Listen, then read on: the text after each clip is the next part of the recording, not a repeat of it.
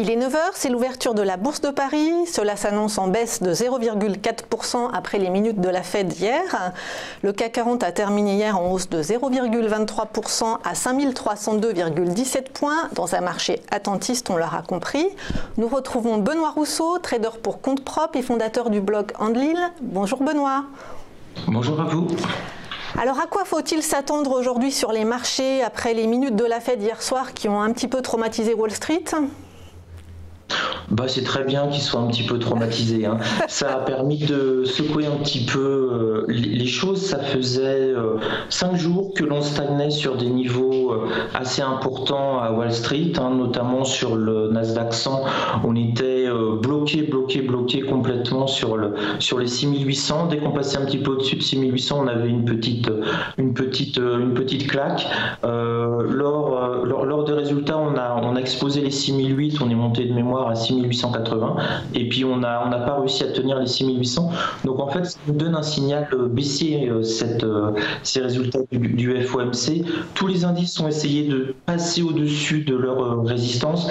Par exemple, le DAX 30 essaye de passer au-dessus des 12 500 lui aussi depuis 4-5 jours. On attendait ce FOMC, il a finalement déçu et donc on est passé bien en dessous de ces résistances et donc on a plutôt un signal baissier. Le CAC 40, lui, s'en sort plutôt bien avec les honneurs. On a maintenant le Dow Jones qui baisse pas mal, le Nasdaq qui s'est pris une petite claque d'environ 2% par rapport à hier. Et on a le CAC 40 qui résiste plutôt bien. Il est au-dessus des 5250, donc en territoire plutôt optimiste. Il n'a pas réussi à tenir les 5300, mais c'est déjà pas mal. Justement, le CAC 40, il ouvre en baisse de 0,60 à 5270,10 points. Est-ce qu'il faut s'attendre à des turbulences aussi à la Bourse de Paris dans les prochains jours ? Oui. Là, de toute façon, on est parti pour avoir une année rythmée. Depuis le 1er février, ça bouge beaucoup. Alors, ce qui est intéressant sur le CAC 40, c'est qu'il a eu énormément de mal pour repasser au-dessus des 5250 points. Hier, il a réussi à passer au-dessus des 5250 points. Donc, c'est un petit signal positif. Il risque peut-être de revenir tester les 5250, mais bon, on est légèrement positif sur le CAC 40. Alors, faire très attention, comme les indices américains commencent à descendre, pour avoir une vague de vente assez massive aussi sur les indices européens.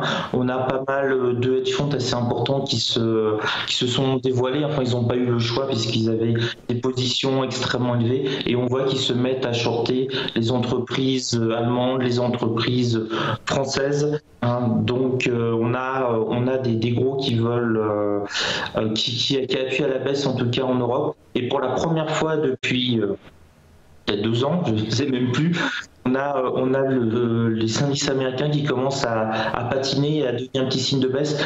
Par exemple, le Wall Street, le Dow Jones 30 n'arrive pas à tenir les 25 000 points. On est largement en dessous des 25 000 points. On a perdu plus de 300 points.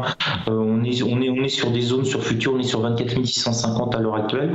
Donc pour la première fois depuis des mois et des mois, les indices américains baissent et donc ça risque de tirer notre faible Europe et on risque de revenir assez rapidement sur les 5250 sur le CAC 40 et c'est là où il va falloir surveiller si on réussit à se maintenir tout seul comme des grands au-dessus de 5250 ou si on va enfoncer doucement.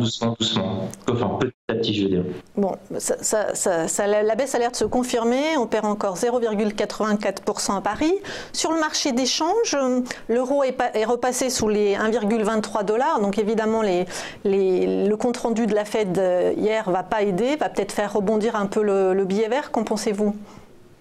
Oui, effectivement, le compte-rendu de la Fed a permis de faire monter un petit peu le billet vert et mécaniquement, l'euro s'est pris une petite claque. Alors, on est plus sur les 1,25, donc ça coûte un petit peu plus cher si on va aller en vacances aux États-Unis maintenant.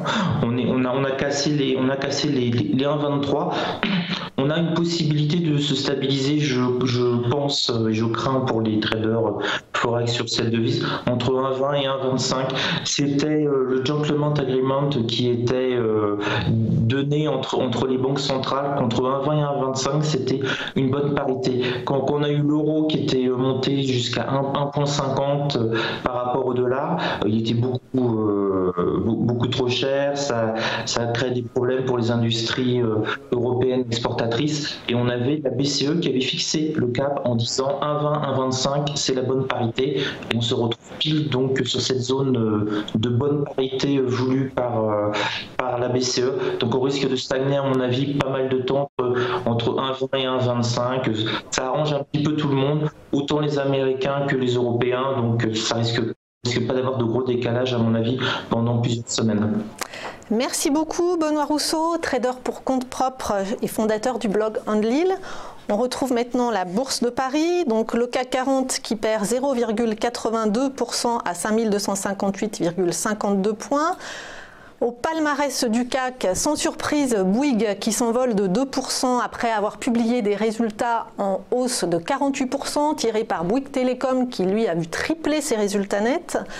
Technip qui publiait également de très bons résultats, qui doit publier des résultats aujourd'hui, s'envole de 1,77. Veolia Environnement qui a publié ses résultats ce matin, 1,51%. AXA qui a publié un résultat net annuel en hausse de 7%, prend 0,28%. Parmi les baisses, ST Micro perd 1,44, Vinci 1,23.